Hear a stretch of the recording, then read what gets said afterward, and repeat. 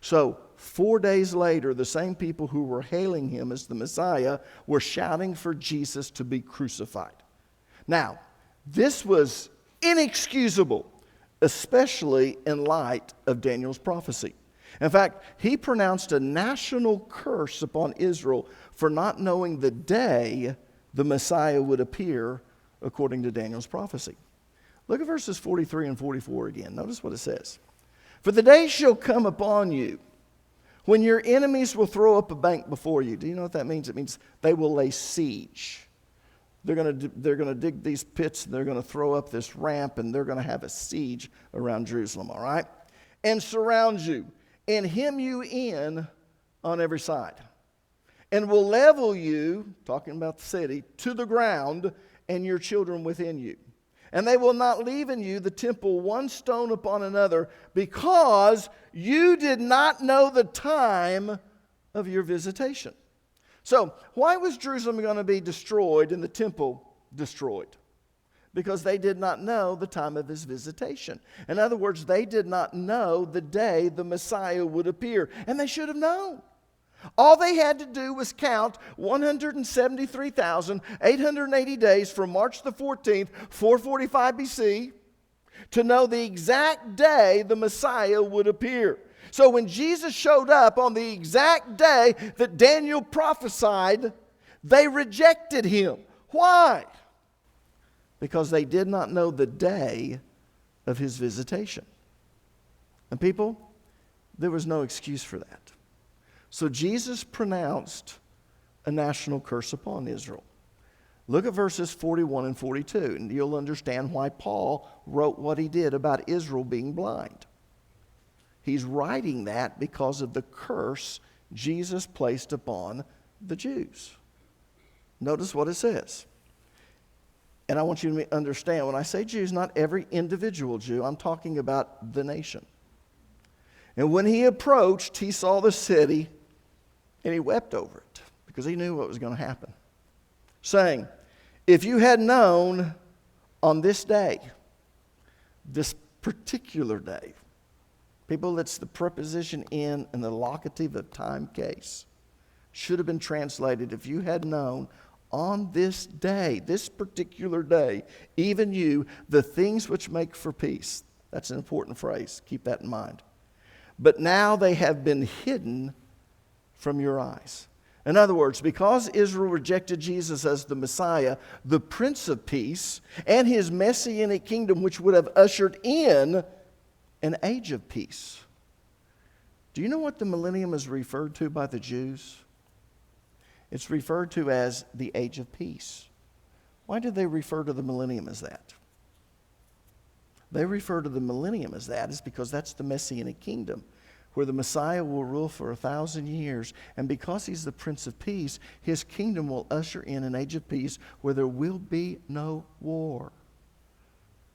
You know, you go to the United Nations, and it's got that scripture in Isaiah. They're going to take their swords, their spears, and they're going to pound them into these sickles where they can reap and harvest. That is a millennial prophecy.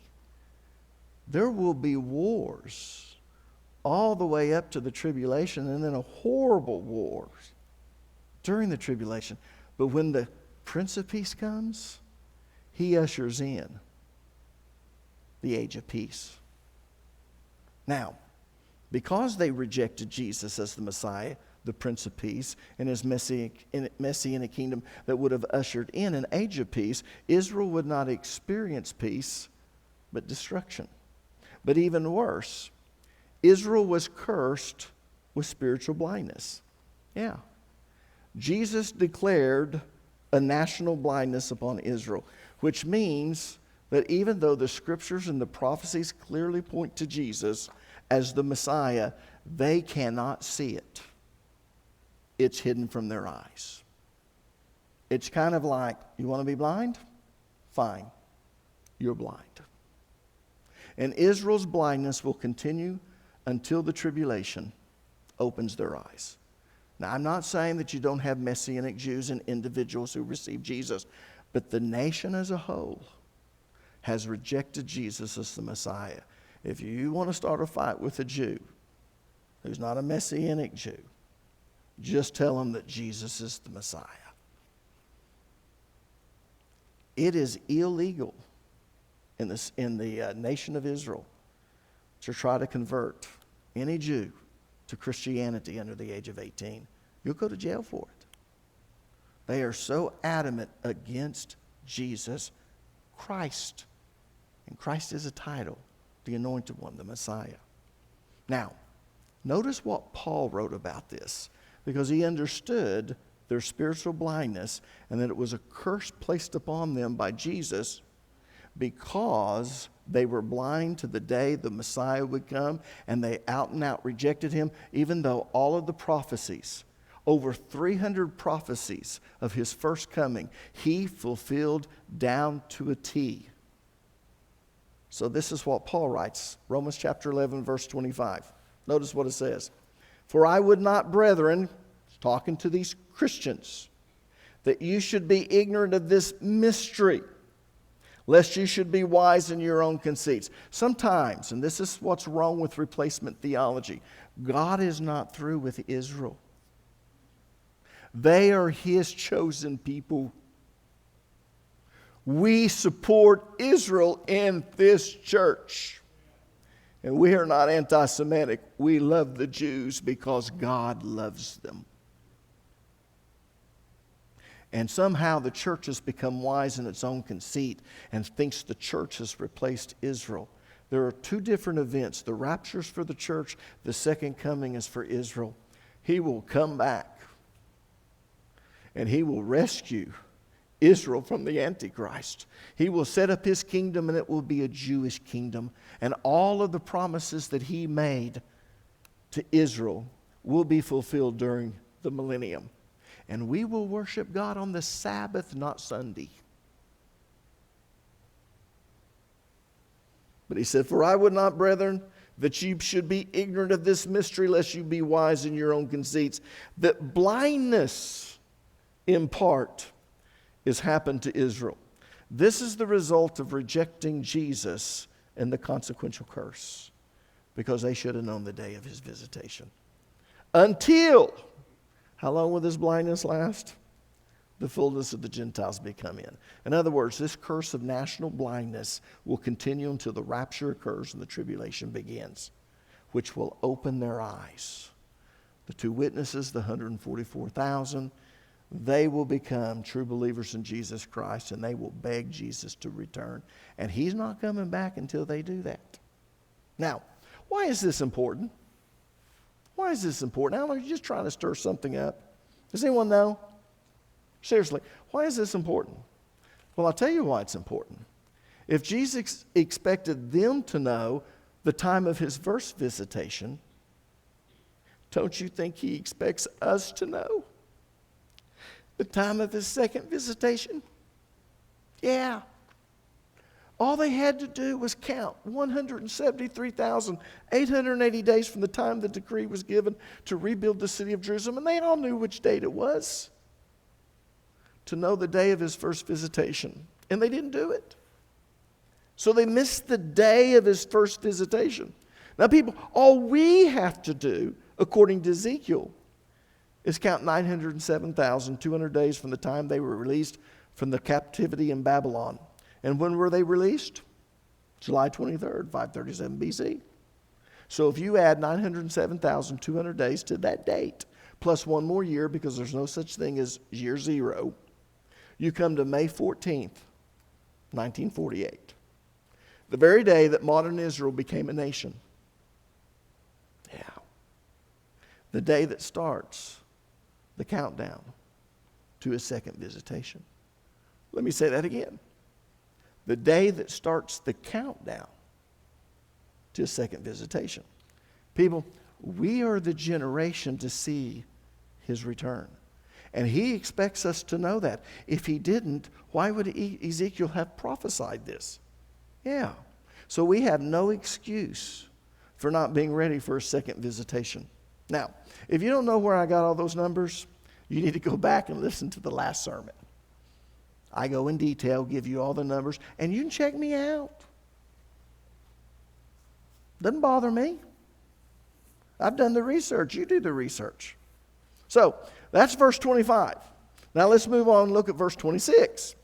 And after 62 weeks shall the Messiah be cut off, but not for himself. And the people of the prince that shall come shall destroy the city and the sanctuary, in other words, the temple, and the end thereof shall be with the flood. And even unto the end, listen to this, you're not going to stop any wars. Just disband the United Nations. They don't do anything. I'm sorry. But I'm right. And even unto the end there will be war, and desolations are determined. Now I want you to notice the word after. And after 62 weeks. After is translated from the Hebrew word akar, and it means after. Not before, not simultaneously, not concurrently, not consecutively. How's that? It means after. After. So, sometime after the Messiah enters Jerusalem, and he enters the very day that ends the 69 weeks, he will be cut off, which means put to death. So, after the 69 weeks, he will be put to death. Korach in Hebrew, killed, but not for himself, for us. Isaiah chapter 53, verse number 4 through 8 says this.